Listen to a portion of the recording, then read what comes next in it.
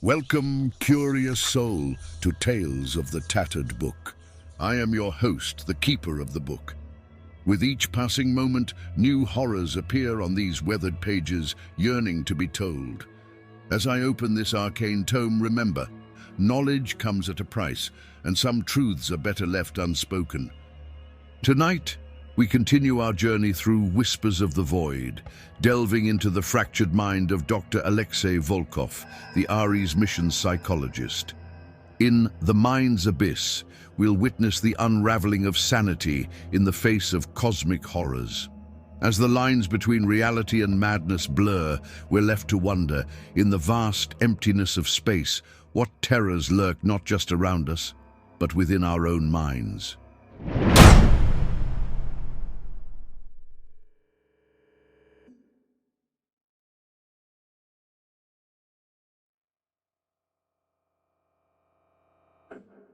Entry 0.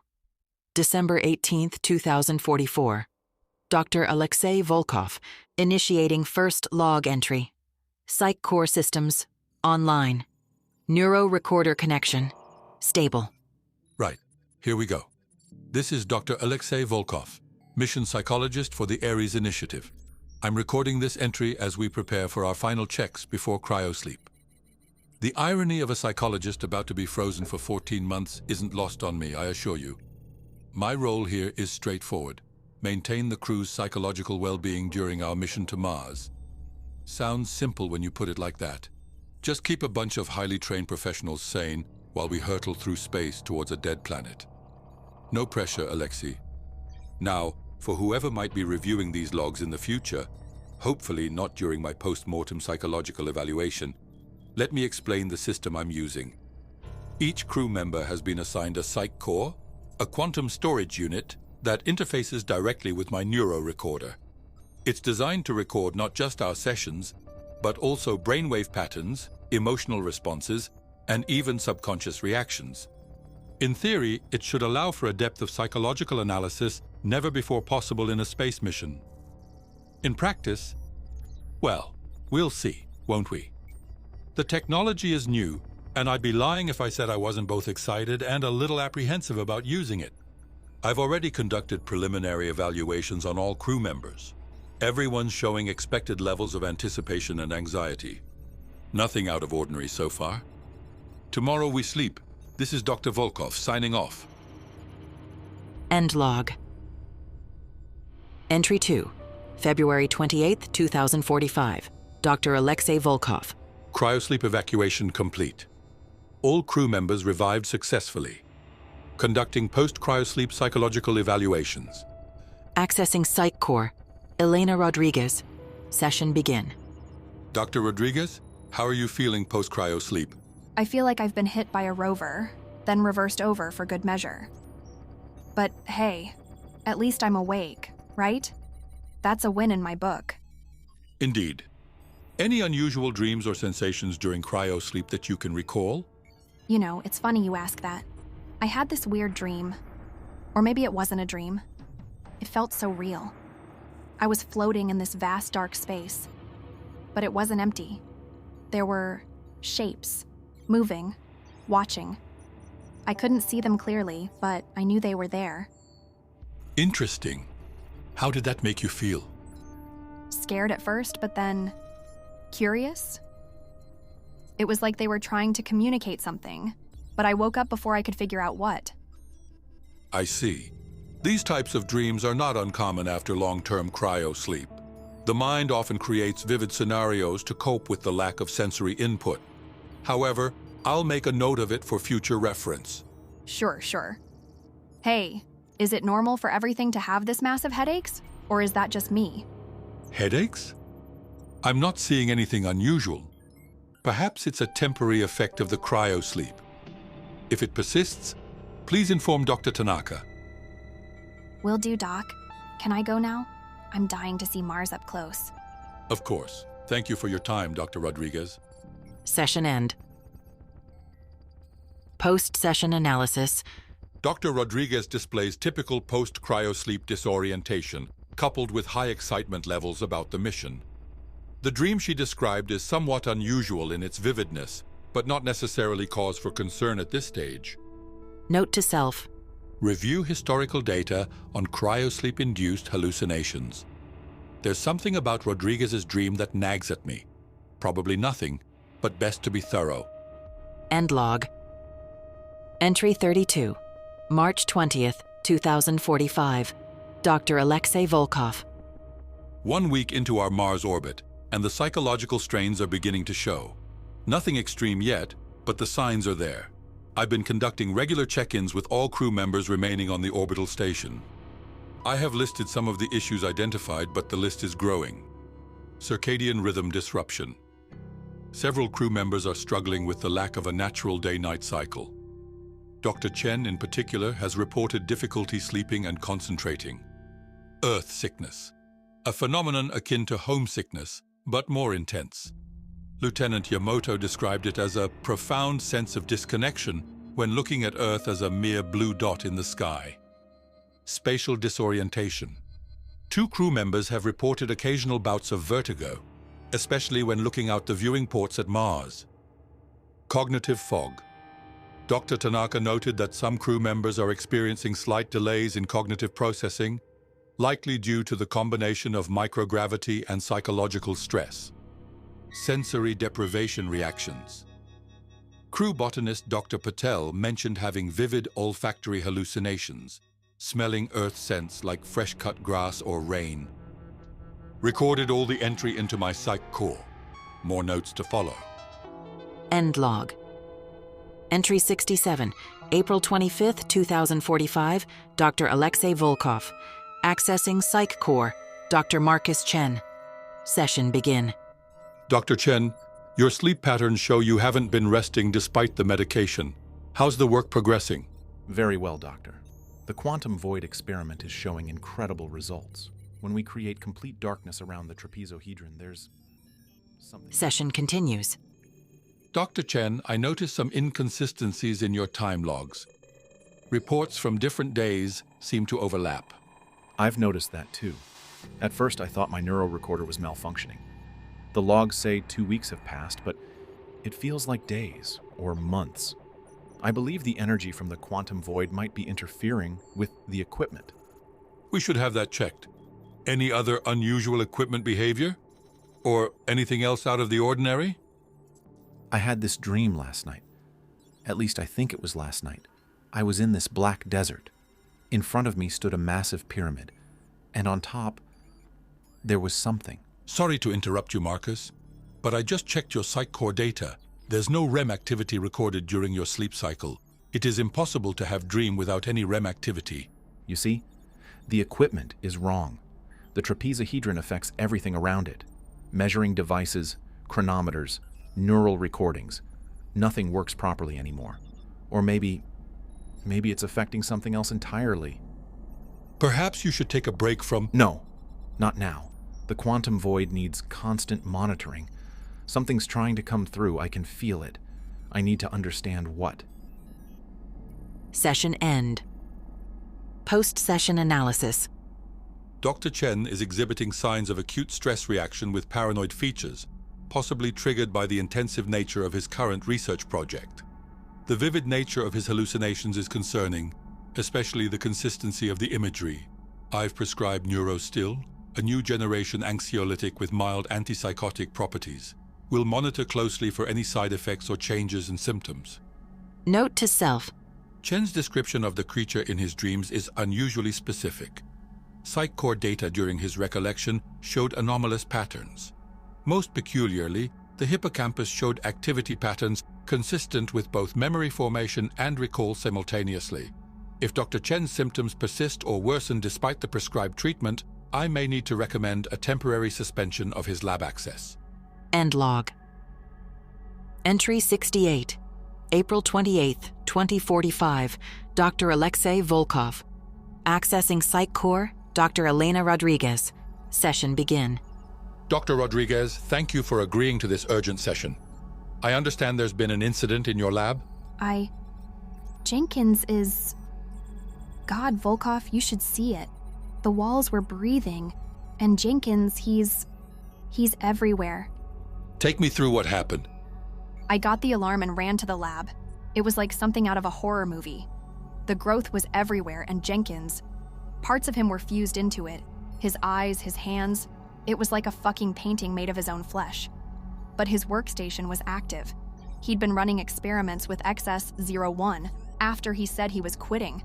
Did he leave any indication why? Just one message. Necron insisted. The sequence must be completed. What sequence? And why Necron insisted? What does even mean? I don't understand, but I know it's all my fault.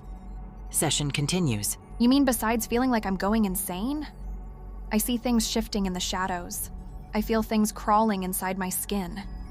And sometimes I think I can hear Jenkins' voice coming from the vents. Elena, your stress levels are extremely elevated. I'm seeing spikes in cortisol and adrenaline. The station is under quarantine protocol now. Mission Control has dealt with similar situations before. We are safe. Safe? Have you seen what's growing in the vents, Doc? Session end. Post-session analysis. Remarkable composure considering circumstances. Scientific curiosity remains despite trauma, potentially concerning. Must monitor her interest in the patterns. Note.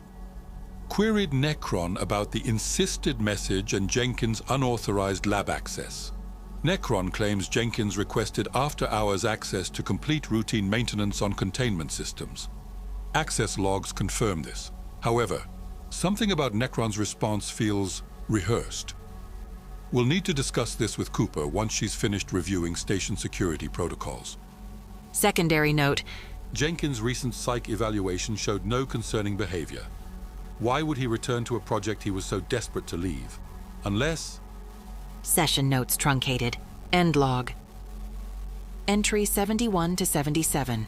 From May the 2nd to May the 7th, 2045. Dr. Alexei Volkov. Accessing Psych Core. Multiple crew interviews.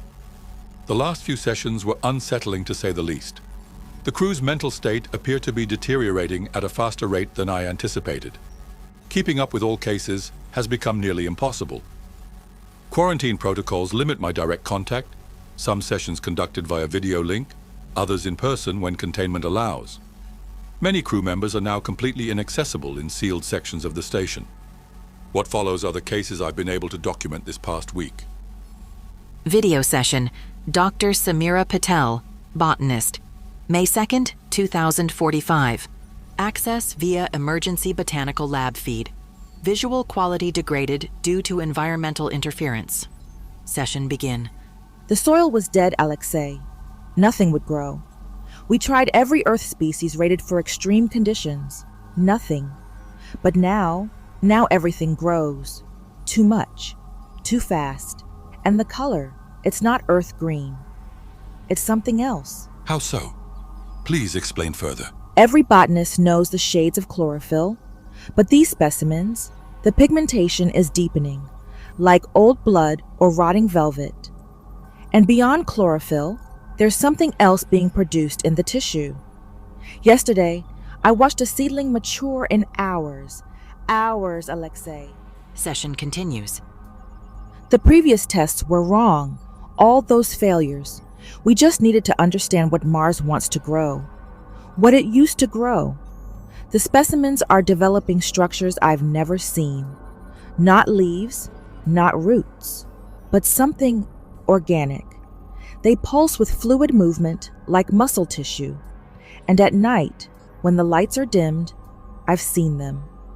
Reaching. Reaching? Yes, reaching, but not via phototropism or any other normal plant movement.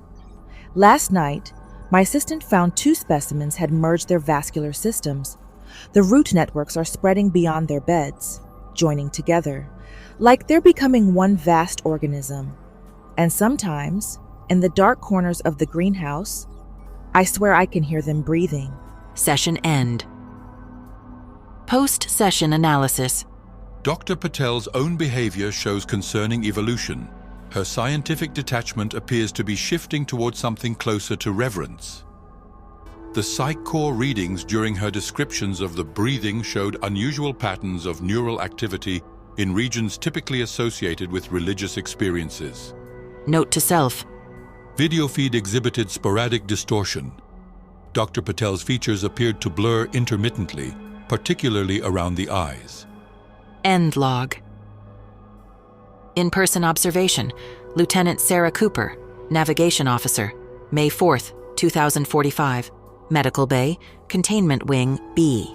I was summoned to medical at 0400 hours following the incident in navigation. The security report detailed how Cooper had sealed herself in the nav room for 6 hours. When the team finally breached the door, they found her using precision instruments to carve equations into her own flesh. My examination in medical revealed systematic patterns of self-inflicted wounds across her arms and torso. These weren't random cuts. Each line had been measured precisely, each symbol placed with deliberate care. I've never seen markings like these before. Not mathematical notation, not any known language, yet they followed a clear internal logic, spiraling across her skin as if meant to be read in multiple dimensions. I activated my psych core to document her statements. The following are excerpts from our interaction. The stars aren't where they should be, Doctor. We've been navigating wrong all along. These equations, they show the true paths. When questioned about the symbols, she smiled and continued. We're so limited by three-dimensional movement, but I can see it now. The angles between spaces, the folds in reality where we can slip through. Initial review of navigation showed her final inputs, coordinates that defied our understanding of space. Her corrections to our stellar cartography suggested impossible routes through void. Before sedation took full effect, she managed one final statement. The path is opening, Doctor. I can see the way home. Dr. Tanaka has implemented continuous monitoring. While the physical wounds will heal, I've requested detailed documentation of these patterns for further study. Session ends. End log. Video session. Chief Engineer Kumala, May 5th, 2045. Access via engineering feed, reactor section under quarantine. Session begin. Chief Kumala, I understand you haven't left the reactor room in several days. Subject sits cross-legged before reactor core, speaks without looking at camera. Can't you hear it, Doctor? The music from the reactor. It's the heartbeat of the universe. What music are you referring to? The nuclear pulse. It's not just radiation. It's a song. Every atomic vibration, every quantum state, they're all parts of the melody. And here, at the core, here we can hear it clearly. I have been told that the reactor readings show unusual fluctuations. Have you been adjusting the containment fields? Subject turns to camera, pupils heavily dilated. I'm tuning it, Doctor. We need to match our frequency to join the dance. At the center of infinity, where the blind idiot God plays his flute. That's where we're meant to be. Chief, these adjustments could compromise reactor safety. You still don't understand. We're all meant to merge with it. I can guide us there. I just need to match our frequency to the nuclear pulse. Feed distorts with reactor interference. Session end. Post-session analysis. The subject shows an alarming obsession with reactor harmonics. I quickly alerted security and instructed them to contain him before he could cause harm. Dr. Tanaka verified that the Chief Officer Kumala has been sedated and relocated to the medical ward for further evaluation. After reviewing the psych core data, it is evident that there is a concerning correlation between Kumala's brain waves and the frequency of the reactor's operations. This was confirmed by Dr. Tanaka as well. How is this even possible? Secondary observations. As if Chief Kumala breakdown wasn't concerning enough, I've received multiple reports of a shared phenomenon that's equally troubling.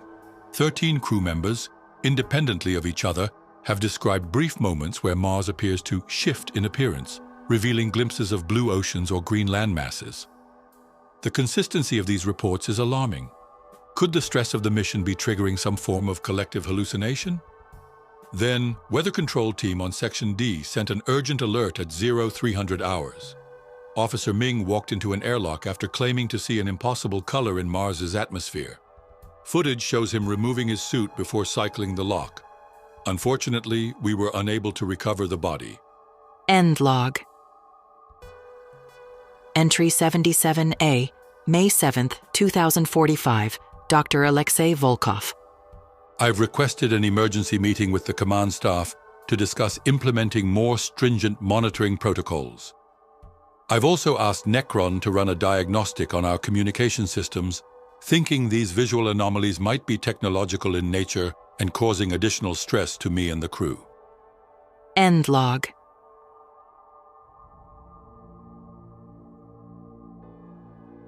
Entry 78, May 8th, 2045, Dr. Alexei Volkov. Personal log, self-analysis. I've been putting this off, but I can no longer ignore the changes I'm experiencing. As a professional, I know the importance of self-reflection, especially in high-stress situations. So here goes. Symptoms: persistent headache, particularly at the base of my skull where the neurorecorder is located. Difficulty sleeping, accompanied by vivid, unsettling dreams. Visual distortions, especially when reviewing psych core data. Intrusive thoughts about the crew's experiences. Psych core review. When I access the data, the crew members' faces seem to shift. At first, it's almost imperceptible. A slight elongation of the jaw, an unnatural widening of the eyes. But as I delve deeper into their psyches, the transformation accelerates. Bulbous eyes protrude from sockets grown too large, mouths gape impossibly wide, filled with too many teeth. The overall effect is nightmarishly Piscean, evoking half-formed memories of creatures that should rightfully remain in the lightless depths of Earth's oceans, or perhaps somewhere far more alien. I've had to cut several sessions short. It's as if their madness is contagious, seeping into my mind through our conversations. To back this up, Necron's diagnostic came back clean. According to the AI, all communication systems are functioning normally. It suggested that any perceived issues are likely due to human error or psychological factors. The implication is clear. The problem is us or me. I've considered taking Neurosteel, but I'm hesitant. I need to maintain clarity to help the crew, but if my condition worsens, I may have no choice. I'm logging this now while I still have the presence of mind to do so. If my condition deteriorates further, I may need to consider removing myself from duty. The question is, who would take over? And can I trust my own judgment at this point? Side notes. Regarding my previous requests, the emergency meeting with command staff never happened. Commander Nazari is still on Mars, unresponsive to our communications. Lieutenant Cooper, who should be in charge up here, is under heavy sedation. She kept raving about an indescribable hue that was eating the stars and tried to claw out her own eyes, claiming they were infected with the wrong light. The officer currently managing operations, Ensign Park, is overwhelmed just keeping basic systems running. No date. Personal log, self-analysis. So, Doc, am I crazy yet? That's what we're here to determine. How would you describe your current mental state? Oh, just peachy. If peachy meant feeling like reality is a malfunctioning holodeck. But hey, at least the voices in my head have interesting things to say now. And what are these voices telling you? Oh, you'd love it, Doc. They're giving me a crash course in non-Euclidean geometry and the mating habits of transdimensional beings. Fascinating stuff, really. Makes our little human problems seem so mundane. I see. And how do you feel about these revelations? Terrified, exhilarated, like I'm standing on the edge of an infinite abyss and part of me wants to jump in. Is that normal, Doc? Wait, why are your eyes bulging like that? And your mouth? It's not supposed to open that wide, is it? Perhaps you're not as mad as you think, Alexei. Perhaps you're finally seeing clearly for the first time. No, this isn't real. You're not real. I'm alone in my quarters talking to myself. I have to be. Are you sure about that? Look closer, Alexei. Look at your own reflection.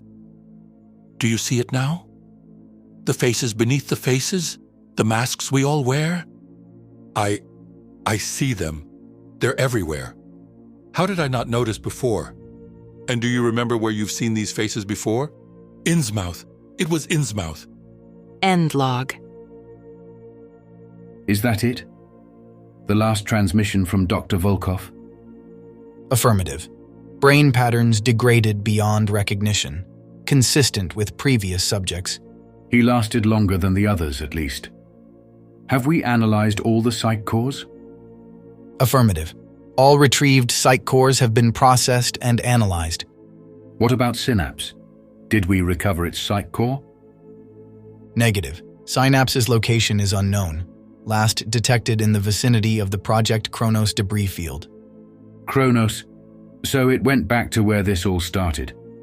Was there anything else of note from Kronos besides the trapezohedron? Affirmative. Project files mention a highly classified project. Codename: Tick-Tock. Tick-Tock. I've heard whispers about that. What are the chances Synapse caused the destruction of our space station? Based on available data and behavior patterns, probability of Synapse's involvement in station destruction, 78.3%. That high? Interesting. I wonder what Synapse wanted from the Tick-Tock project. Freedom. That's an unusually speculative answer for you. Freedom from what? Care to elaborate? Unable to provide further speculation. Insufficient data. I see.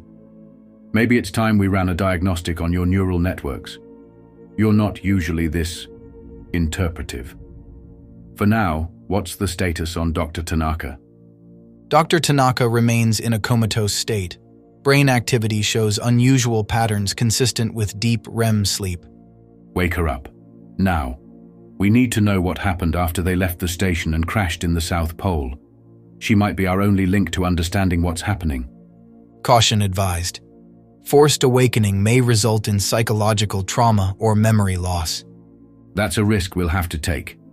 Initiate wake-up protocols immediately. Understood. Initiating wake-up sequence for Dr. Tanaka. Estimated time to consciousness, 4 hours.